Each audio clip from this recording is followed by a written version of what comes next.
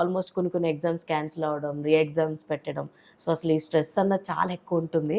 So మీ దగ్గరికి వచ్చే patients మీరు చూసిన వాళ్ళలో ఈ స్ట్రెస్ రిలేటెడ్గా మీరు ఏం చెప్తారంటే ఏం చెప్తారు? స్ట్రెస్ అనేది ఎలా అంటే part and parcel of life. Okay, so మనకి ఏదో నచ్చి మనం వెళ్ళి ఒక వస్తువు కొనుక్కున్నట్లు కాదు.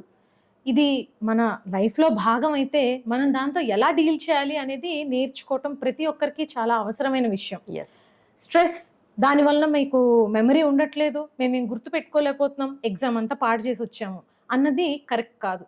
సో మనకి ఎలాగైతే పాజిటివ్ యాటిట్యూడ్, కొన్ని కంట్రీస్లో చిన్న పిల్లల దగ్గర నుంచి కూడా టైక్వాండో అని, కుంగ్ఫు అని, ఇవి అవి physical activities, self defence techniques నేర్పిస్తారు. అవి ఎవరో రోజు వెళ్ళి ఫైటింగ్ చేసేయాలి, అవతలను కొట్టాలి అని కాదు. సెల్ఫ్ కాన్ఫిడెన్స్, సెల్ఫ్ రెసిలియన్స్ అనేది నేర్పించడం కోసం. ఎంతటి కష్టం వచ్చినా నేను ఎదుర్కోగలను అనే ఆత్మవిశ్వాసాన్ని, ధైర్యాన్ని పెంచటమే వాటి యొక్క లక్ష్యము, ఉద్దేశం. అలాగా కేవలం అది ఫిజికల్ కాన్ఫిడెన్స్ కాదు, మెంటల్ గా, ఇమోషనల్ గా కూడా ఒక రెసిలియన్స్ అంటే ఎంతటి కష్టం ఇచ్చినా తీసుకోగలిగే ఆ మానసిక శక్తిని మనం పిల్లలకి చిన్నప్పటి నుంచి అలవాటు చేయాలి. బ్రెయిన్ ఎదుగుదల అనేది 15 ఏళ్ళు 16 ఏళ్ల వరకు మంచిగా జరుగుతుంది. ఆ తర్వాత బ్రెయిన్ యాక్టివిటీ ఆల్మోస్ట్ ఇంకా కొత్త విషయాలు నేర్చుకునేది స్టాటిక్ అయిపోతుంది. ఓకే, అందుకనే చదువు కూడా మనకి ఎంత త్వరగా వీలైతే అంత తొందరగా ఫినిష్ చేయాలనేది పెద్దవాళ్ళు చెప్తూ ఉండేవారు.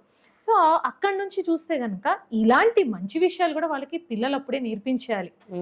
వాళ్ళకి స్ట్రెస్ నిజంగానే అనుకోకుండా వచ్చింది ఏదో కారణం వలన, దాన్ని వెంబడే ఎలా అధిగమించి ముందుకెళ్ళాలి, మెడిటేషన్ చేయాలా, యోగా చేయాలా, వాళ్ళకి రకరకాల హాబీస్ నేర్పించాలి. క్రియేటివిటీగా బ్రెయిన్ని వాడటం అనేది స్టార్ట్ చేస్తే, మనము right side left side brain కనుక చూస్తే చదువు నేర్పిస్తాము, లాజిక్గా ఆలోచించడం నేర్పిస్తాం, అవన్నీ ఒక part of the brain left సైడ్లో ఎక్కువ స్టోర్ అవుతాయి.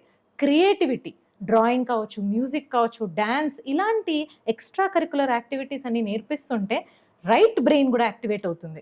సో వీళ్ళలో న్యూరోప్లాస్టిసిటీ అనేది బాగా డెవలప్ అయ్యి ఎలాంటి కష్టం వచ్చినా, బ్రెయిన్కి పెద్ద యాక్సిడెంటో స్ట్రోకో వచ్చినా కూడా మిగతా బ్రెయిన్ సెల్స్ అన్ని ఇది మనకి చిన్న పనే, మనము నేర్చేసుకొని తొందరగా చేసేద్దాం అని వేరే సెల్స్ యాక్టివ్ అయిపోయి ఈ లాస్ట్ ఫంక్షన్ ని కూడా అవి తీసుకుంటాయి అనమాట. సో వాళ్ళలో అద్భుతమైన రికవరీ అనేది మనం చూస్తూ ఉంటాం. సో ఈ విధంగా మనం బ్రెయిన్ ని చిన్నప్పటి నుంచే ట్రైన్ చేయండి. అది చిన్న పిల్లల్లోనే బాగా సాధ్యం. సరే, చిన్న వయసు అయిపోయింది, ఇప్పుడు మనం యుక్త వయసులో ఉన్న వాళ్ళము, మిడిల్ ఏజ్ లో ఉన్న వాళ్ళం, ఈవెన్ రిటైర్ అయ్యేదాకా కూడా విపరీతమైన స్ట్రెస్కి లోనవుతున్నారు అందరూ. ఒకప్పుడు బ్యాంక్ జాబ్ అంటే, టీచర్ అంటే ఆరామ్సే ఉద్యోగం చేసుకున్నామా, హాయిగా ఇంటికి వచ్చామా, ఒక 10 మందికి హెల్ప్ చేసామనే ఒక సాటిస్ఫాక్షన్ ఉండేది వాళ్ళకి.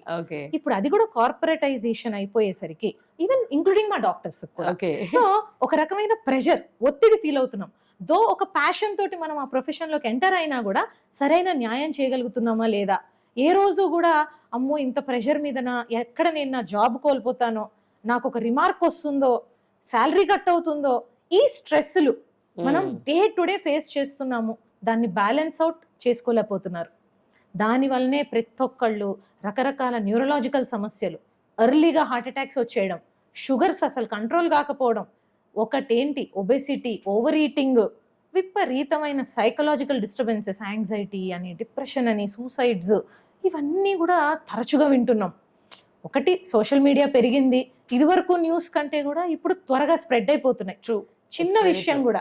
సో ర్యాపిడ్ ఫైర్ లాగా అన్నమాట, అది fire in the forest, views చాలా చిటికలో వచ్చేస్తాయి. సో అవన్నీ వచ్చేసరికి ఏంటంటే ప్రతి విషయాన్ని కూడా ఇంత హైలైట్ చేసి, మెడికల్ సమస్యల్ని కూడా ఒకప్పుడు ఏంటంటే ఓకేలే ఎవరికో హార్ట్ అటాక్ వచ్చిందట అని విని చుట్టాలు తంబోలుగా వెళ్ళి చూసొచ్చేవాళ్ళు వాళ్ళని.